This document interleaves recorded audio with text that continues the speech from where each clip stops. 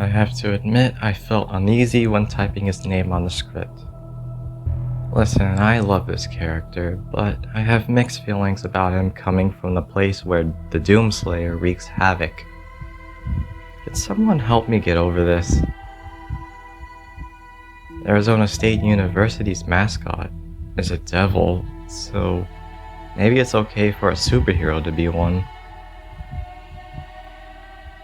This is the first Hellboy movie, which was released in 2004.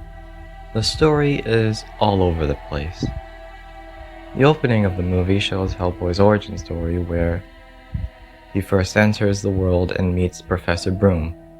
The movie explains the Bureau for Paranormal Research and Defense for first-time viewers who have never seen any Hellboy medium before this by using Agent John Myers.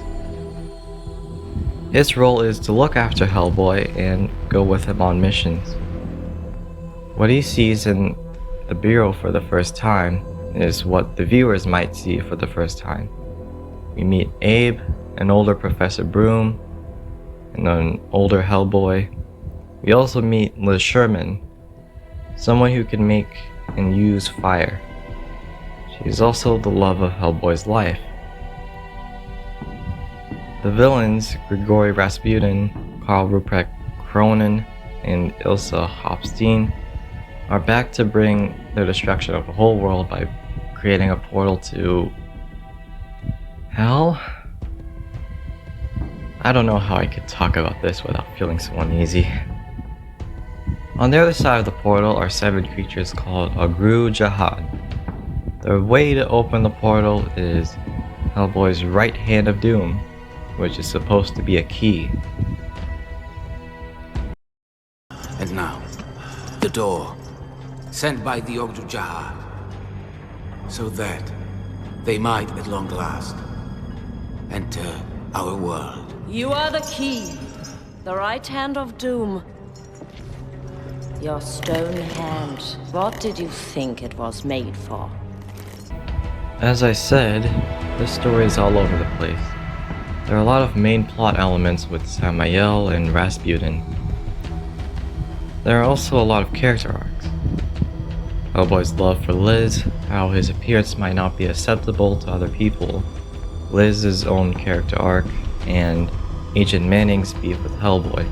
An insight, you know monsters. What are you trying to say? This whole thing is a farce. Because in the end, after you've captured every freak out there, there's still one left. You.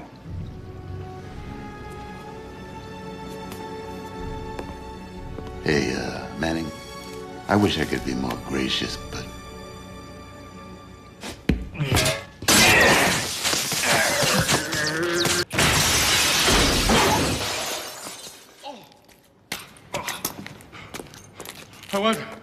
I want that thing locked up, starting now, right now. Do you... No, you hear me? Nothing's changed. Home sweet home. It would be hard to explain it all. They made Hellboy's jealousy of John hanging out with Liz as a distraction, so he wasn't there when Professor Broom was killed.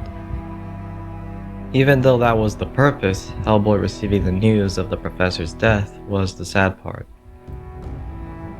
You see him drop to his knees and hold him up one last time. It's hard to know if he's crying, but because there's only music, I think hearing his breath shake would make the scene even more impactful.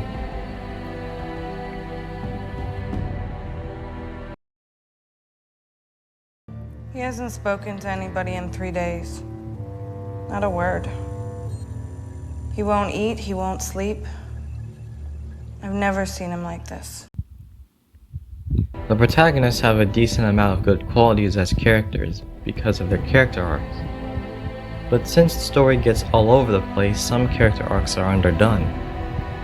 Hellboy and Liz's love story could have some flashbacks alongside the current events. Myers was the character that helped the viewers become familiar with the BPRD members. I wish more could be done with him besides that and bringing Liz back to the BPRD. but that would be a lot to do for this movie. So we have a lot of strong aspects, but are underdone because they're all being fit into one movie. The action was great and the comedy was decent.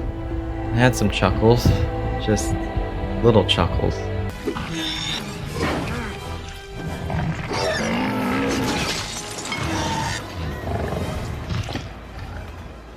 You missed.